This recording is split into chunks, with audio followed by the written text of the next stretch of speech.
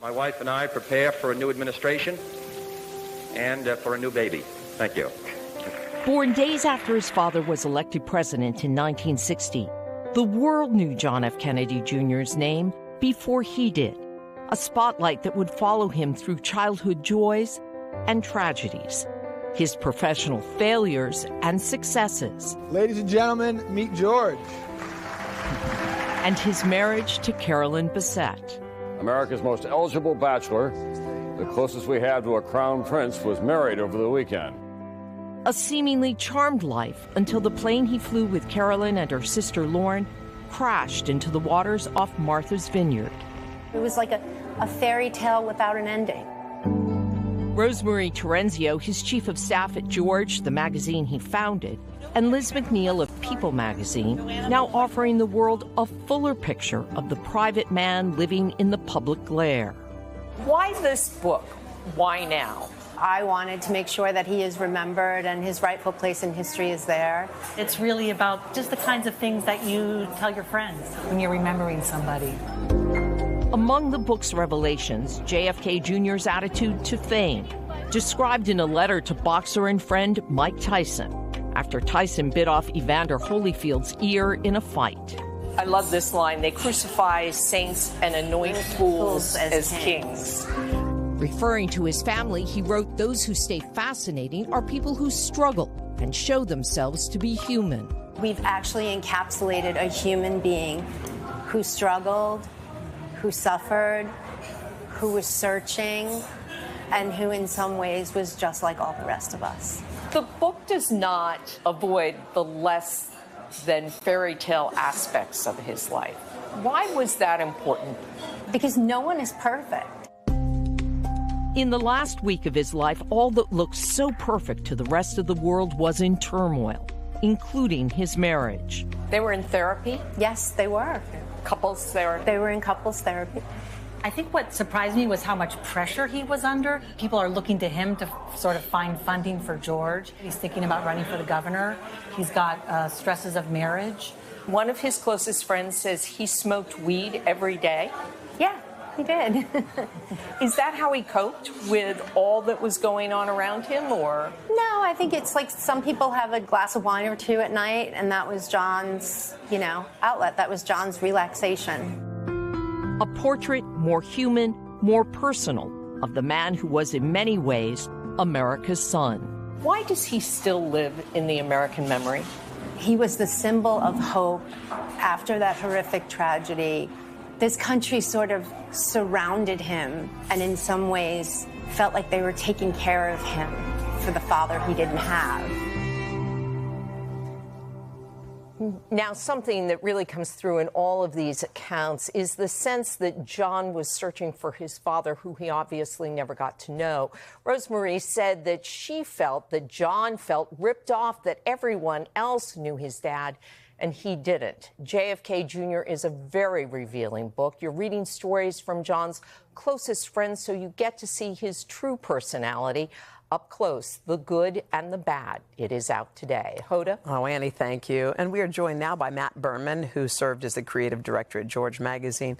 Matt, good morning. Annie just said something interesting at the end there. She said he was always searching for his father, someone he didn't know. It's like the itch you can't scratch. You're always kind of seeking that. Did you get that sense from what you knew of him? I always thought it was weird because, his memories of his father, I think, were similar to all of ours. So it was sort of like, I don't even know if he knew what was real, what he remembered, what he didn't remember. What was in a photograph. Yeah, and I think that's part of the reason, too, we were all connected with him, because we lived it with him. I mean, it's so interesting to hear the things, because he was going through things that a lot of families go through.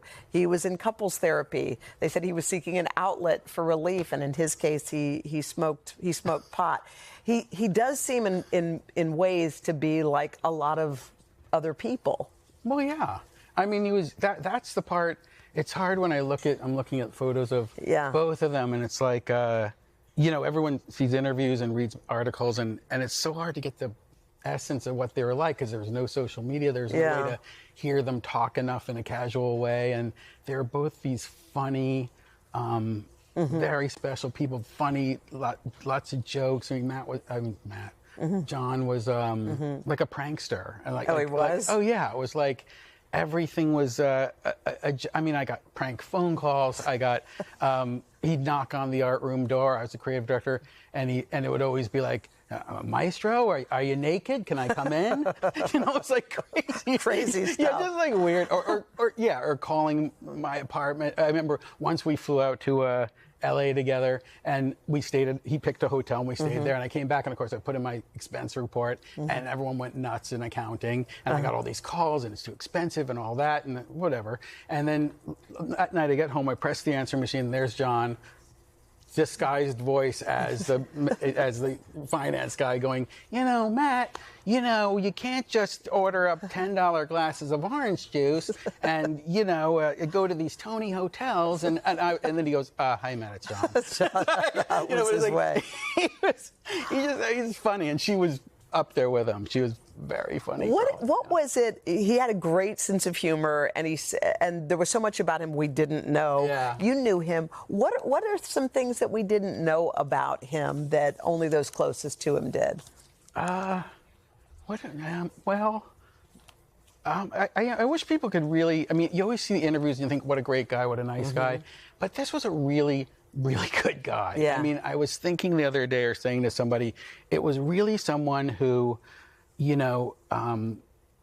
would talk to a senator and like the newsstand guy and a movie star, or you or me, and it was really like the exact same tone for everybody, and it wasn't like a put-on thing like we all try to be like that, and he was really like that, where he valued whatever you did or wherever you came from or whatever point in life you were at.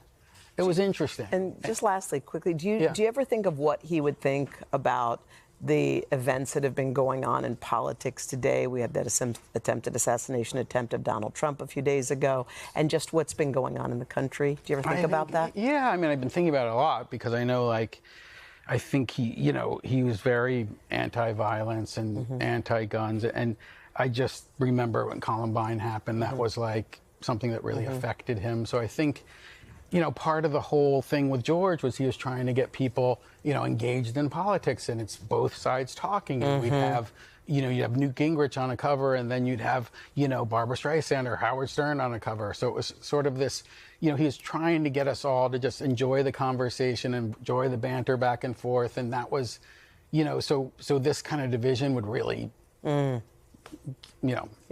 him. Yeah. Okay. Well, Matt, I do appreciate you sharing your insights and your friendship with us today. Thank you so much. We appreciate it. Thank you. Hey, thanks for watching. Don't miss the Today Show every weekday at 11 a.m. Eastern, 8 Pacific on our streaming channel, Today All Day. To watch, head to today.com/allday or click the link right here.